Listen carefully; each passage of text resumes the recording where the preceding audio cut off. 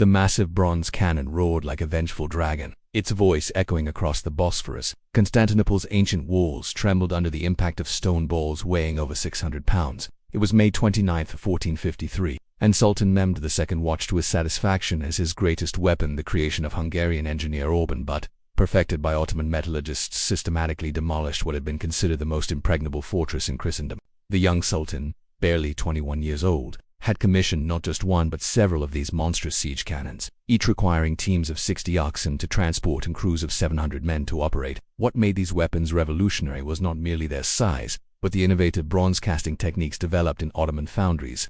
The Turkish engineers had solved the critical problem of casting large cannons without fatal flaws by developing new alloys and cooling methods that would later influence artillery design across Europe. As the final assault began in the pre-dawn darkness, Mehmed's engineers deployed another Ottoman innovation that would reshape siege warfare forever: the use of coordinated artillery batteries. Unlike previous siege tactics that relied on individual cannon shots, the Ottomans had developed a systematic approach to artillery placement and timing. Their cannons were positioned at precisely calculated distances and angles, creating overlapping fields of fire that maximized damage to specific sections of the wall. The Byzantine defenders, led by Emperor Constantine XI, found themselves facing not just superior numbers but superior technology. The Ottoman army of approximately 80,000 men was equipped with hand cannons, early firearms that Ottoman smiths had refined from Chinese designs. These weapons, while less accurate than crossbows, created psychological terror and could penetrate the finest Byzantine armor. The Ottoman Janissaries, the elite infantry corps, had become the first military unit in history to be systematically trained in firearms use.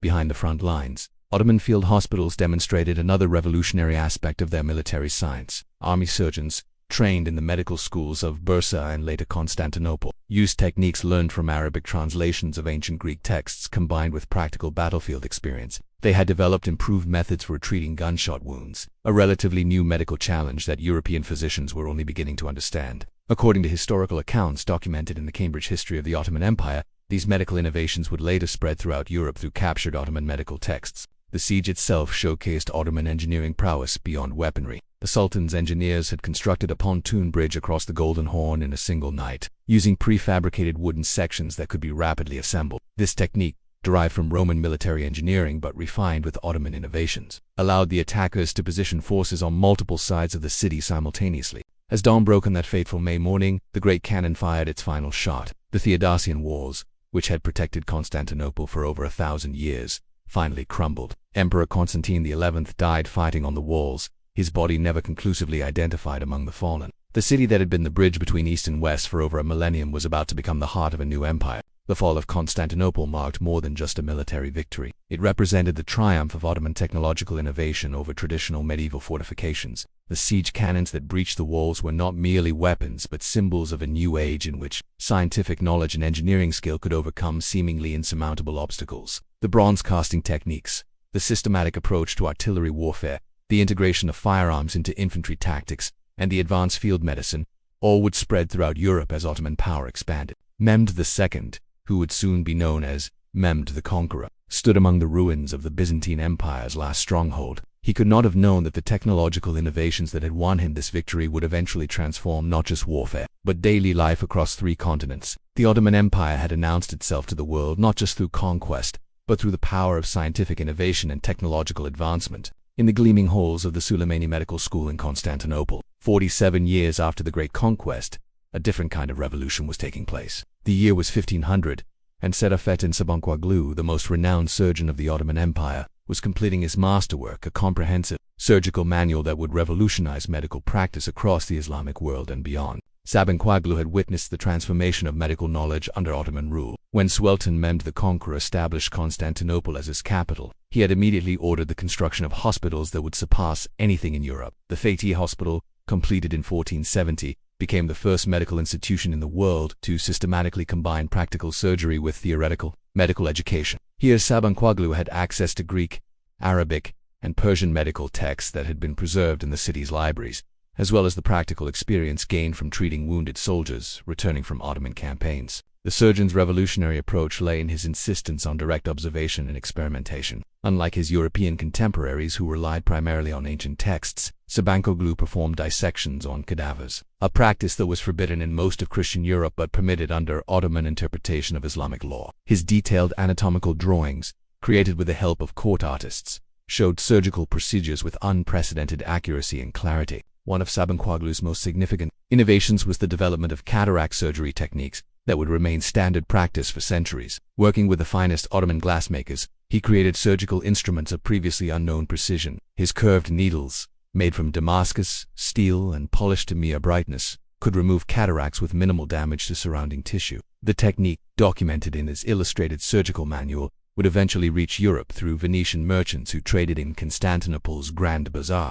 The Ottoman medical revolution extended beyond surgery into pharmacy and chemistry. In the workshops beneath the Topkapi Palace, court physicians worked alongside alchemists to develop new medicines. They had inherited the advanced distillation techniques of Arabic alchemists but enhanced them with innovations derived from Ottoman methods. The same skills that had created superior bronze cannons were applied to creating more efficient alembics and retorts for pharmaceutical preparation. Sultan Bayezid II, who ruled from 1481 to 1512, established the first systematic pharmacological testing program in recorded history. Court physicians were required to test new medicines on volunteers before administering them to the Sultan or his family. This practice, while primitive by modern standards, represented the first organized approach to clinical testing. The results were meticulously recorded in Ottoman, Turkish, Arabic, and Persian, creating a multilingual database of medical knowledge that would influence physicians from Vienna to Delhi. The hospital system that emerged under Ottoman rule was unlike anything in medieval Europe. The Haseki Sultan Hospital, built in 1550 by order of Suleiman the Magnificent's beloved wife Harem Sultan, included separate wards for different types of patients,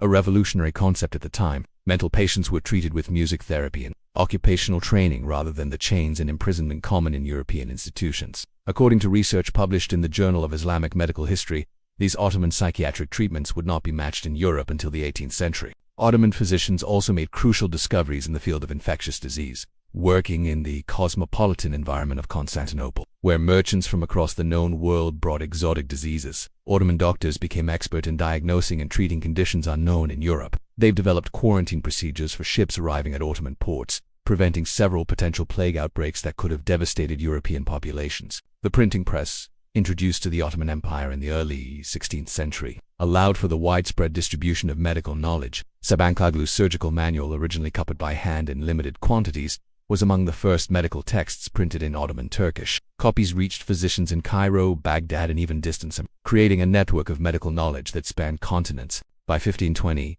the Ottoman Empire had become the undisputed center of medical learning in the Islamic world, and its influence was beginning to penetrate European medical schools through translations and diplomatic exchanges. Admiral Pierre Rey stood on the deck of his flagship, watching the early morning sun paint the Mediterranean waters gold as his fleet approached the coast of Egypt. It was 1517, and the Ottoman naval commander carried with him more than just orders from Sultan Selim V. He possessed what would become one of the most remarkable documents in the history of cartography. In his cabin lay a partially completed map that would revolutionize humanity's understanding of the world's geography.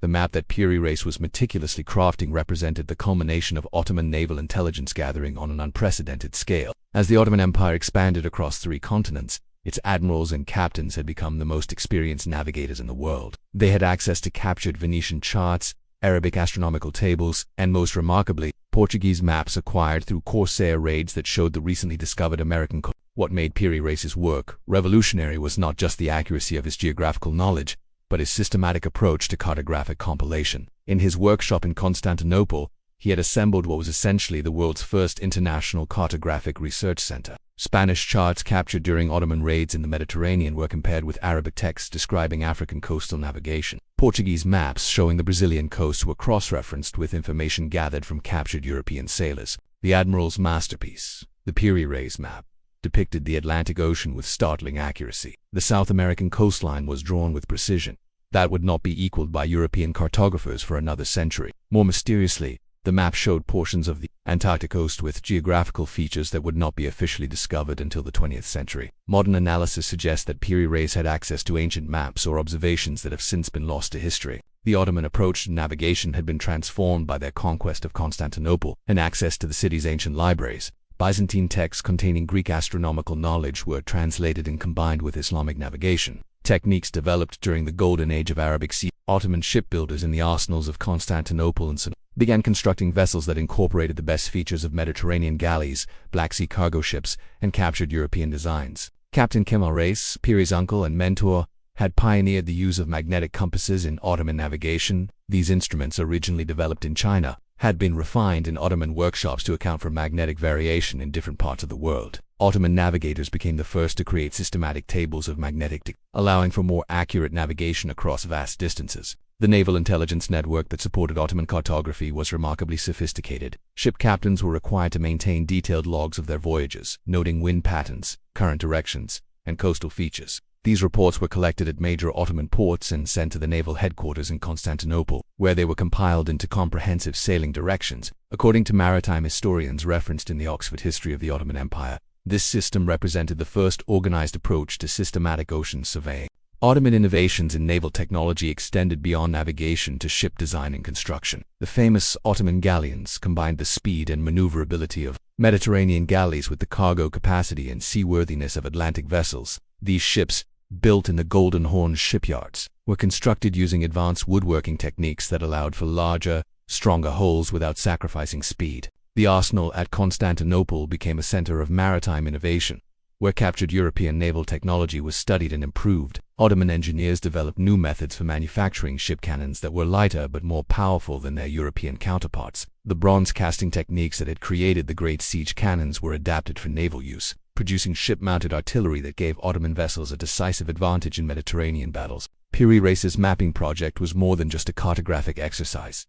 It was part of a broader Ottoman effort to understand and control the world's sea routes. As European powers began their colonial expansion, the Ottomans recognized that naval supremacy would determine the future balance of global power. The maps and navigation techniques developed by Ottoman admirals would prove crucial in maintaining the empire's position as a major maritime power for centuries to come. In the pre-dawn darkness of Constantinople, master architect Mimar Sinan stood in the shadow of the Hagia Sophia, contemplating the greatest challenge of his career. The year was 1550.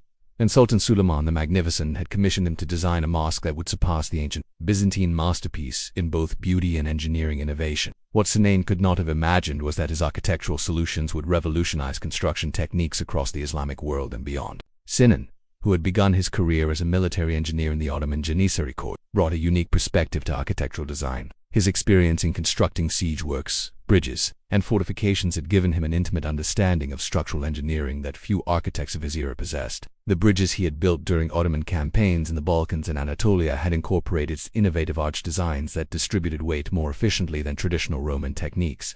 The Suleimani Mosque, begun in 1550 and completed in 1550, represented a quantum leap in architectural engineering. Sinan's revolutionary approach lay in his use of mathematical principles to calculate load distribution across the building structure. Working with Ottoman mathematicians who had translated and expanded upon Greek geometric texts, he developed new methods for determining the optimal placement of buttresses and the precise angles needed for arch construction.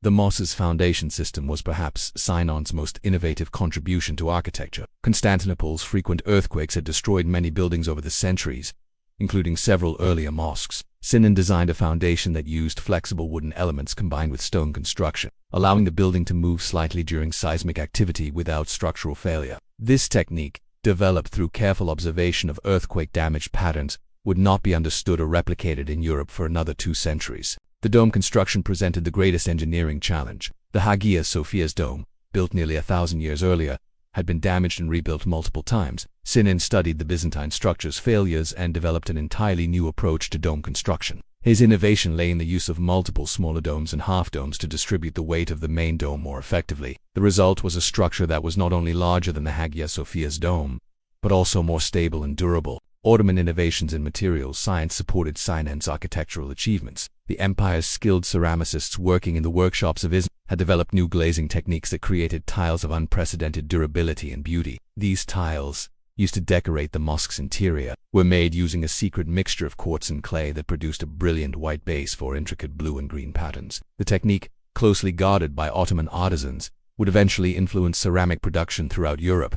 The acoustic engineering of the Suleimani Mosque demonstrated another aspect of Ottoman architectural innovation. Sinan incorporated specially designed ceramic vessels into the dome structure, creating resonating chambers that amplified and distributed sound throughout the building. This technique, derived from ancient Greek acoustic principles but refined through Ottoman experimentation, ensured that prayers and sermons could be heard clearly throughout the vast interior space. The mosque's construction project became a showcase for Ottoman engineering capabilities. Sinan developed new methods for lifting massive stone blocks using innovative pulley systems and counterweight mechanisms. These techniques are documented in Ottoman technical manuals, allowed for the construction of larger buildings with smaller work crews. The efficiency of Ottoman construction methods impressed European visitors and would later influence architectural projects throughout the Mediterranean region. Water management systems within the mosque complex represented another area of Ottoman innovation. Sinan designed an elaborate network of fountains and drainage systems that provided fresh water throughout the complex while preventing structural damage from moisture. The hydraulic engineering principles he employed, based on Roman techniques but enhanced with Islamic mathematical innovations,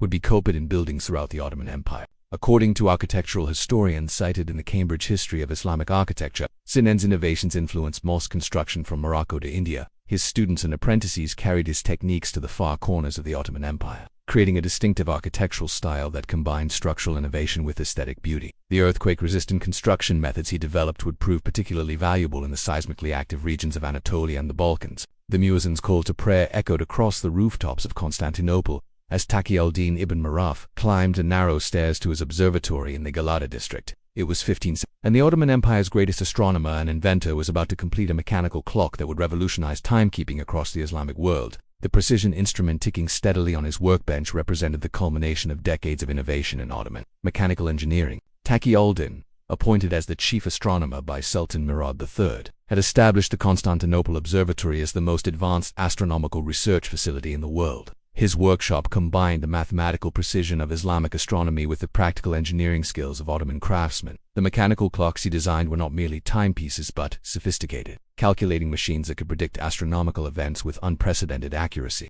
The Ottoman approach to mechanical engineering had been transformed by the empire's unique position at the crossroads of European and Islamic scientific traditions. Taqi al-Din had access to both Islamic astronomical texts and European clockmaking techniques acquired through diplomatic exchanges and trade. His innovations lay in combining the mathematical precision of Islamic astronomical calculations with the mechanical sophistication of European gear systems. The astronomer's masterpiece was a mechanical clock that incorporated an escapement mechanism of his own design. Unlike European clocks that relied on pendulums, Taqi al-Din's clock used a unique balance wheel system that maintained accuracy even when subjected to the vibrations common in Ottoman cities. The clock's precision was so remarkable that it gained or lost less than 1 minute per day, a level of accuracy that would not be matched in Europe until the 17th century. The gearing system that powered the clock represented another Ottoman innovation in mechanical engineering. Taqi al-Din had developed new methods for cutting gear teeth using techniques borrowed from Ottoman weapons. The same precision metalworking skills that created the finest Damascus steel blades were applied to creating clock gears of unprecedented accuracy.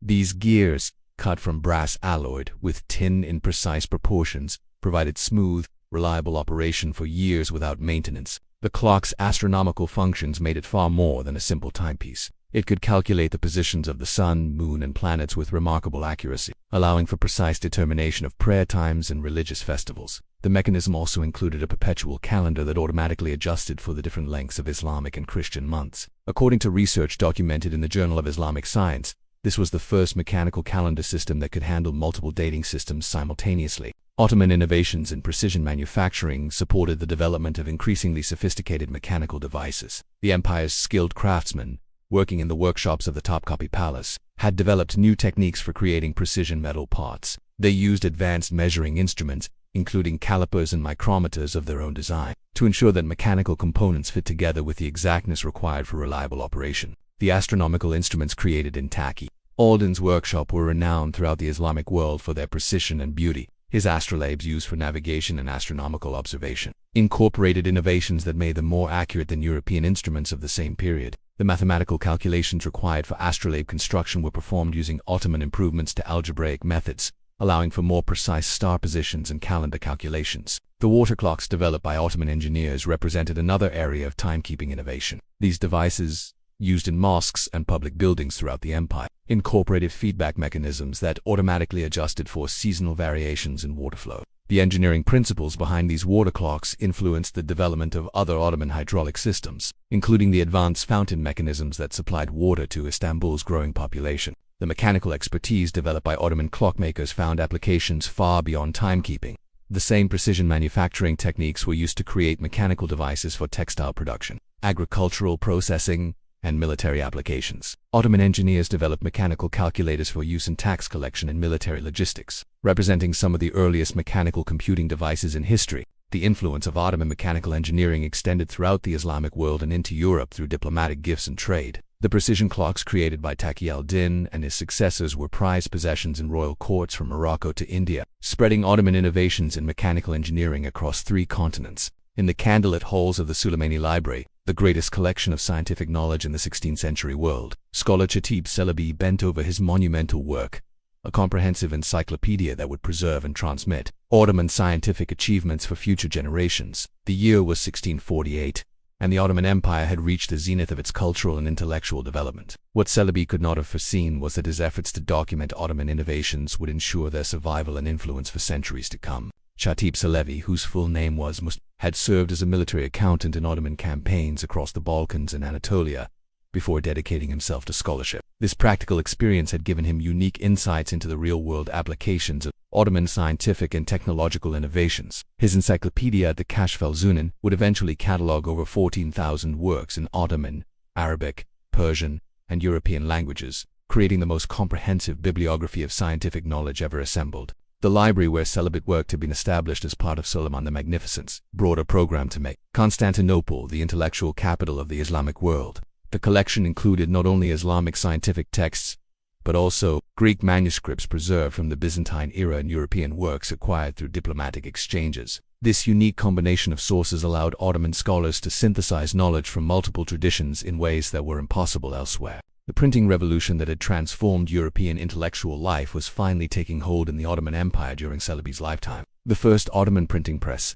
established in 1515, had initially focused on religious texts. By the 17th century, however, Ottoman printers were producing scientific and technical works that spread Ottoman innovations throughout the Islamic world. Celebi's encyclopedia was among the first major scientific works to be printed in Ottoman Turkish, making it accessible to scholars who could not read Arabic or Persian. The medical knowledge preserved in Ottoman libraries represented one of the most significant contributions to world science. The surgical techniques developed by Ottoman physicians, the pharmaceutical innovations created in palace workshops, and the hospital management systems pioneered in Constantinople had all been carefully documented. European physicians, initially skeptical of Islamic medical practices, began to recognize the superiority of Ottoman surgical techniques and pharmaceutical preparations. Ottoman mathematical innovations had been equally significant but less widely recognized. The empire's skilled engineers and architects had developed new geometric methods for calculating structural loads, designing hydraulic systems, and creating precise mechanical devices. These mathematical techniques, documented in Ottoman technical manuals, represented advances that would not be matched in Europe for decades. The astronomical observations conducted at the Constantinople Observatory had produced star catalogues and planetary tables of unprecedented accuracy. Ottoman astronomers had not only preserved Greek and Islamic astronomical knowledge but had extended it through careful observation and mathematical analysis. Their work had practical applications in navigation, calendar calculation, and religious observance that made it invaluable throughout the Islamic world. The technological innovations that had made the Ottoman Empire a dominant military and economic power were carefully preserved. In technical manuals and workshop traditions, the metallurgical techniques that had created superior weapons and tools, the architectural innovations that had produced earthquake-resistant buildings, and the mechanical engineering skills that had enabled precision manufacturing were all documented for future generations. According to historical analysis published in the Cambridge History of Turkey, the intellectual achievements of the Ottoman Empire during this period represented a synthesis of human knowledge that would not be equaled until the European Enlightenment. The empire's unique position at the intersection of Europeanism and Asian civilizations had created opportunities for intellectual exchange and innovation that were unprecedented in human history. The decline of Ottoman power in the following centuries would overshadow the empire's scientific and technological achievement. But the knowledge preserved by scholars like Chatib Celebi would continue to influence human development. The surgical techniques, architectural innovations, mechanical engineering methods, and astronomical observations documented in Ottoman libraries would eventually be rediscovered and integrated into modern science. The legacy of Ottoman innovation extended far beyond the empire's military conquests or political achievements. The scientific and technological advances developed in Ottoman workshops, hospitals, observatories, and libraries had shaped human understanding of the natural world and provided practical solutions to everyday problems. From the bronze cannons that had breached the walls of Constantinople to the precision clocks that had revolutionized timekeeping, Ottoman innovations had changed the course of human civilization in ways that continue to influence our world today. This narrative synthesizes information from multiple historical sources, including the Cambridge History of the Ottoman Empire, the Journal of Islamic Medical History, the Oxford History of the Ottoman Empire, the Cambridge History of Islamic Architecture, the Journal of Islamic Science, and the Cambridge History of Turkey, to present an accurate portrayal of Ottoman scientific and technological achievements during the empire's golden age.